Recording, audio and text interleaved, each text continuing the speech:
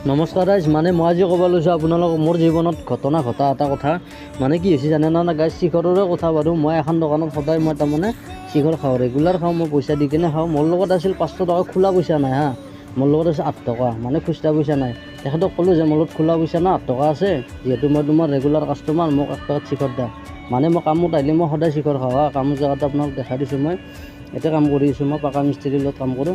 মানে মই ক'লোঁ বোলে মোৰ লগত 8 টকা আছে, শিখৰ 1 পেকেট দাদা। সি কি কৰিলে, কেইটামান কাষত মানুহ আছিল, মোক লাজত পেলালাক। মানে কেনে 8 টকা আছিল, সি দিবা পাৰিলে আকৌ মোক বাকীটো, কিন্তু সি বাকীটো নেদলাক। কৈছে মই 2 টকা বা 1 টকা লাভ। মই ক'লোঁ গধূলাকে দিম খুচৰা কৰি কেনে, সি নেদলাক। তো আপোনালোকে নিজে কমেণ্ট কৰি কওকচোন, সি দিবা লাগছিল না লগা নাই মোক শিখৰ পেকেট, যিহেতু মই সদায় শিখৰ খাওঁৱেই বা বস্তু অনা নিয়া কৰোঁ তাৰ দোকানৰ পৰাই।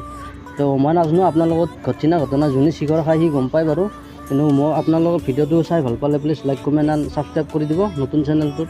তো আপোনালোকে আগ্ৰহী কৰিব মোক। তো জয় জুবিন দা।